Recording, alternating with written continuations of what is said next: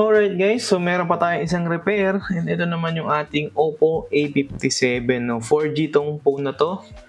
And as you can see, yung kanyang sira is yung kanyang LCD. So tinakpan lang natin ito ng cover or yung kanyang tempered glass para hindi na lumala, no? Pero matatapos na yun today dahil ngayon bumili na tayo ng ating LCD na kapalit nito, no? So, andi dito na. And iwan ko yung link dyan sa ilalim kung kailangan nyo rin. No? So, check out nyo na yan. And tara, start na natin yung ating repair para sa ating Oppo A57. So, once mapatay na yung ating phone, pwede na nating tanggalin, no? Yung ating SIM tray sa gilid.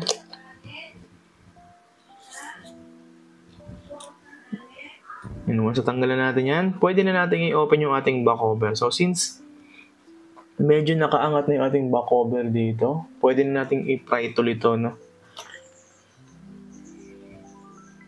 Yan. Pry tool. Kung hindi kaya, pwede lagyan natin ng onting isopropyl para medyo lumuwag yung glue, no?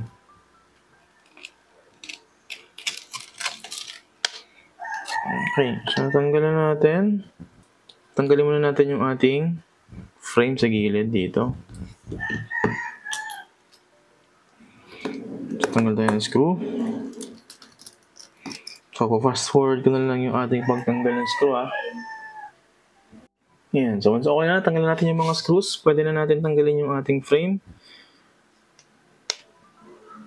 Yan tayo ng prying tool dito.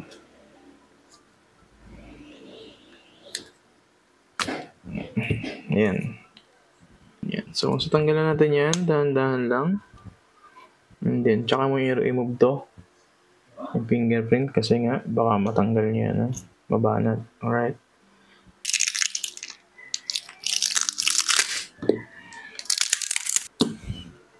So, ito yung connection ng ating LCD. Tanggalin na natin to. Okay. So, medyo maangat na ba itong ano natin dito? So, hindi. So, kailangan natin gamitan ito ng hot air, no? Or ating blower. Circle motion. Tapos, paikot ng ating LCD. Huwag yung masyadong babara, no? Okay guys, so nalinisin natin yung ating frame. Na-alcoholan na rin natin, no? So, pwede na siguro natin lagyan to ng glue.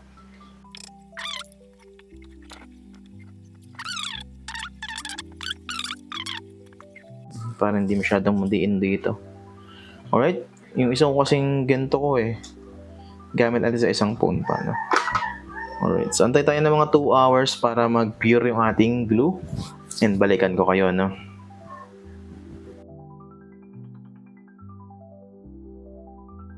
So after several hours guys, ito na yung ating phone. So ito lang yung pinandikit natin kasi yung ating isang pang clip is gamit sa ibang cellphone, no? So okay naman to. Yan, so may covering pa rin yung ating LCD, yung kanyang parang protection film. So tatanggalin din natin yan and iti-testing na rin natin kung gumagana, no? So maganda naman yung kulay ng kanyang LCD and parang original, no? So maganda rin yung pagkakadikit natin. Yan, so quality. Kung gusto nyo rin ito guys, iiwan ko yung link dyan sa ilalim at kayo nang umorder, no? So kung may mga tanungan kayo, please comment down below and kita-kits tayo sa susunod nating video.